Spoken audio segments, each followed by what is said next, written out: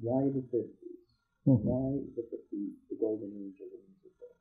Or was there a previous age of the musical? Oh, yeah. I mean, you go back into theater history, and I am a theater history nut. That's where my tie-up usually is, musicals and history. And you will find you've had golden ages all the way through the 20s, going on, just one generation coming after the other. You could go back to Victor Herbert and George M. Cohan and whatnot in the 1900s.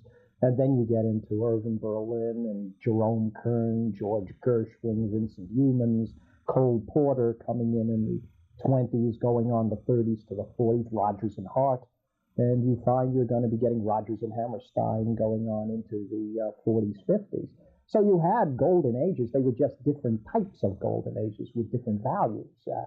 Things like the book was non-existent in musicals in the 1920s. You know, who's going to win the football game for Winsaki U or something like that is enough of an excuse. Just let Gershwin write the score and Fred Astaire and his sister Adele dance in it, or Marilyn Miller appear, and you are going to have a musical. The excuse for the musical was the musical, period. They didn't think about the book that much.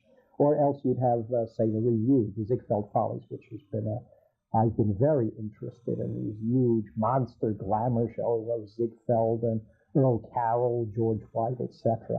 All of those producers have these monster things with 8,000 stars, naked women running all over the place, and the comedians that were. I once did a paper on the Follies and the reviews, and you find a major thing there wasn't so much that you had naked girls, which you could get from one review to the other, but when you've got a cast that has Eddie Cantor, W.C. Fields, Fanny Brice, and Will Rogers, all on the same stage at the same time, you are going to get a pretty good show, no matter what the naked girls are doing there. So you're in that kind of a thing. It's the 20s. It's hedonistic. So you are going to be getting that kind of thing. And then, of course, you get Showboat. In the late 20s, that's Hammerstein and Kern trying to really develop the book musical and deal with things like miscegenation, the hero who is a heel, a definite story with tragedy in it. And you start getting that. And then, of course, with the 30s, it's the Depression hit. All the big reviews had to go under because of, the bankrollers didn't have any money anymore. So you get your smaller reviews, and you start getting a different kind of musical, a cynical musical, where the 20s were so uplifting and whatnot. But in the 30s, instead of getting sweet little Marilyn Miller as your heroine, you're getting gum-chewing Ethel Merman as your heroine, a tough lady, and a more mature thing. That's where Berlin, especially Cole Porter's coming into his own. So you're getting a cynicism in the 30s you don't get. And then by the 40s, of course, Rodgers and Hammerstein appear and completely change things around and give you the integrated musical. Dance must help tell the story. A serious story on Broadway. Okay. You wanted the whole kind of role of Broadway and the way that musicals, you have to go to Broadway first. Yeah, well, for years Broadway was the vehicle for pop music. I mean, it was just, if you wanted a song done, that's Tin Pan Alley we were talking about and whatnot, you wanted to go to Broadway. That's where the major popular performers were. I mean, it was no secret that if Al Jolson sang your song, there was a very good chance that it was going to be a hit. So the best native composers of pop music were Broadway. I mean, okay, we're talking the 20s. I'm talking Irving Berlin and George Gershwin, or people like that, Brown da Silva Henderson. What other pop writers are we talking about now? If we're talking the history of pop music in this country, or where are we going? We're going to find those are the people we're talking about. It's going to work that way in the 30s. It's going to work that way in the 40s, too. Though, by that time, there is competition.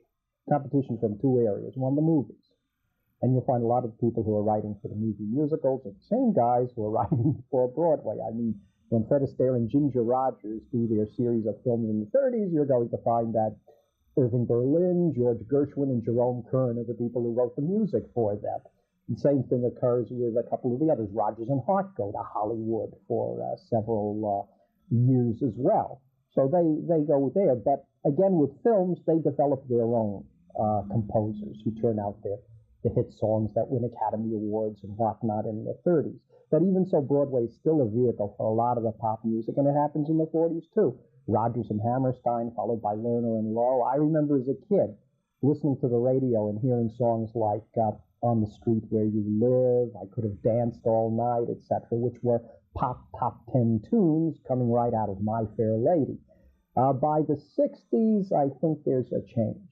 And by the 60s, a lot of the pop writers are finding they don't need Broadway that much for popularity. The record business has taken off like anything. It was going along in the 40s, but the 50s is the era of the top 10 tunes, top 20 tunes, top 50 tunes. And again, we get the influence of the black musicians who really weren't on Broadway. They were doing their thing off Broadway, but rock and roll hits in the 50s.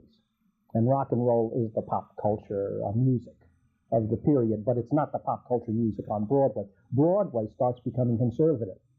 So you're still getting songs which were great. What happened was rock and roll took over, and Broadway did not embrace rock and roll. Rock and roll was really a black music that white America, the teenagers, took over. But Broadway stayed an older age group with a bunch of white conservative musicians turning out the scores year after year after year. You don't get rock hitting Broadway until the late 60s, a good 15 years after it's appeared. Elvis has been around a heck of a long time. By that time, the Beatles have been around, the Rolling Stones, and none of this influences Broadway. You've got to wait until Hair shows up in about 69 for the rock musical to show up. So as a result, there's this divergence. Also the divergence in cultures between the fact that pop music once embraced everybody. The parents and the kids could all listen to the same music. But when you get to the 50s, the kids get their music and the parents get their music. And the kids don't go to musicals. The parents go to the musicals. Or few kids go to the musicals. Let's put it like that. So as a result, the pop music goes off into this completely different area, which is really the kids' area. And the parents go to the older-fashioned musicals, at least in New York or whatnot. They don't write tunes like they used to. Well, heck, just go to shows in the 60s and the 70s. Hear the type of music that are in most of them, and you are going to see that they are not using rock music. You can go through the big hit shows, and they are just not using that kind of music at all. I mean, Man of La Mancha, Cabaret, etc. They will usually go to a historic period and adapt some sort of national idiom that they will modify. Fiddler on the Roof. See, again, you just, there's the divergence there. But until, I'd say, rock and roll hits, pop music, a lot of it is coming out of Broadway.